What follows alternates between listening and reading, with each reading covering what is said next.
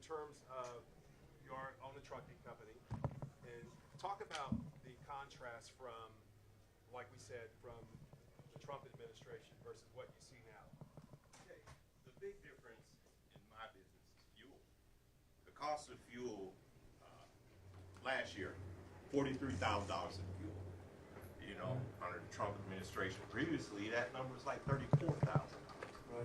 You know, so fuel is my biggest expense, and it's hurting the trucking, and a lot of people have the optics of truckers being a big business, you know, but it's small business. Average fleet size is 8 trucks, small business, and it's really strangling the small business owner. Now, what about the fact that they want you to go to all electric trucks within a short period of time, and it doesn't work because of many things, but it doesn't work. What about that? The infrastructure won't support it at all. It's antiquated.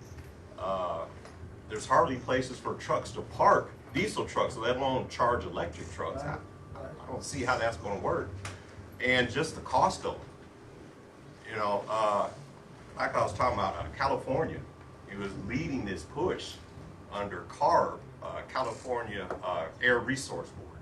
Right. Their goal is to ban electric trucks in the state of California, basically to bring the goods in, set up cross-dock operations, and electric trucks dispersed out through California. And blue states, California's leading the way, but New York, New Jersey, Illinois, they're all starting to go down this same road. And it's just going to drive up costs even more for the consumer. And the economy just is not the same, and inflation's been eating your heart out, hasn't it? Eating more than my heart, that's for sure.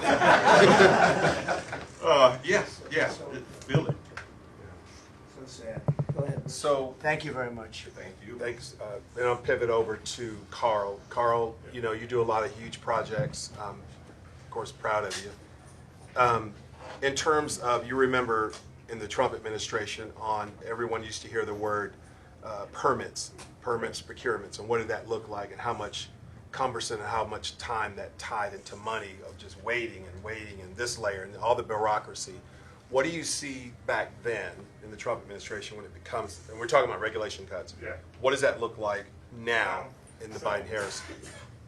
So in 2019, 2020, a permit with the government would normally take 72 hours to receive it.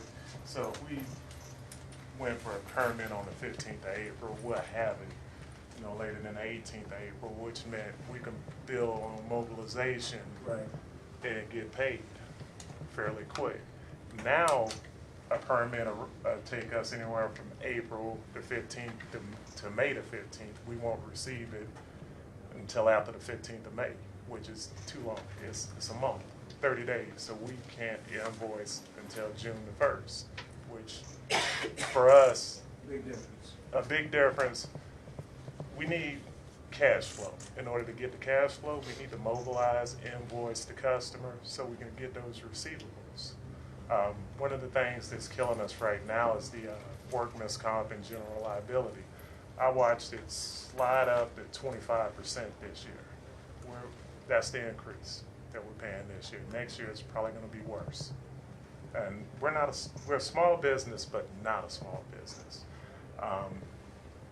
We currently employ 50 guys. 50. I'm responsible for taking care of 50 individuals. Next year, I'm afraid of what that stuff's going to look like when it comes time for the audit. Well, if we get in, and hopefully we should, all indications are we will, your business is going to be better than ever. We're going to get it turned fast. They're regulating people out of business right now, and I'm hearing it from everybody. It's a big problem. And the biggest problem is the inflation still. How is inflation affecting your business? Oh God, it is. It's killing us. It's killing us. It's hard to go back to your customer and increase on them because you're not going to win the job. So you have to eat it and move on. So it's killing your bottom line. The profits, the margins have dropped from When you were in office, 25, 30%. Now we're down to 12, 15. So that's where we are, because we have to eat that part of the gas costs. And does the customer pay for the inflation, or do you pay for it? Huh? We pay for it. Yeah, sort of both probably, but you pay for it. Yeah. We can't increase. We'll get it back. Yeah. We'll get it back. We'll be back where we were, but better. Right. No, that's Thank right. you. Bruce, go ahead. Okay, so, and I'm glad you addressed the workman's comp insurance. That was something we It's a big talked deal. about. It's big. So I'm going to pivot over to, I know you talk about housing, you know, you real estate guys, some real estate folks in here, in terms of what the contrast during the Trump administration. We had 2.5, 2.8 interest rates at 30-year, 15-year rates, et cetera. I'm going to pivot over to my business colleague Kamala Jones here, who's been in the industry for a long time. I'm sorry, I won't take too long because I don't, you don't look like it, but it's been a while. And so what did, during the Trump administration, I know you've sold millions and millions of dollars worth of homes, kudos, in terms of the culture and climate of, let's just say, black customers that are buying homes versus what you're seeing now, with some of that being 8+% and getting harder to qualify. What contrast from then from what you see now as in the real estate business? Well, you used to be able to, in the black community, the housing was more affordable. Right. Let's just say in the Georgia market, Right. they could, purchase something for $250,000. Now something I would say nice for a decent family afford is more around $400,000.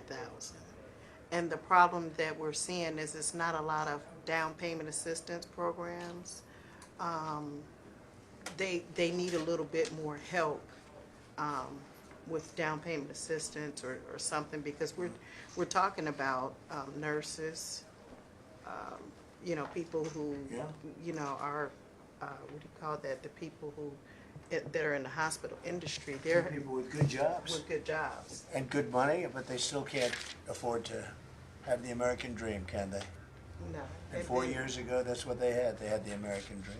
Right. And the I got interest it. rates they're just too We're high. gonna- I have a ton of buyers that are in the higher echelon, but nobody is selling their homes because they don't want to give up that 2.5 for, And they interest can't get rate. the money anyway. Even if they want to pay the high interest rates, and you can go up to 10 and 11%, they can't get the money anyway. We were at 2.4%. Now you're at 10%, 11%, but you can't get the money, so I guess you're much higher than that. It's terrible. Thank you very much. Very nice. So we do have a farmer here, second generation, Edna Moses here on my right, and we know about cost of food, et cetera. Everybody feels that, and so Edna, in terms of your farms, your supply food chain, whatever, what did you see from, once again, we're doing the contrast from the Trump administration versus the Biden-Harris as it relates to, your debt service and how you manage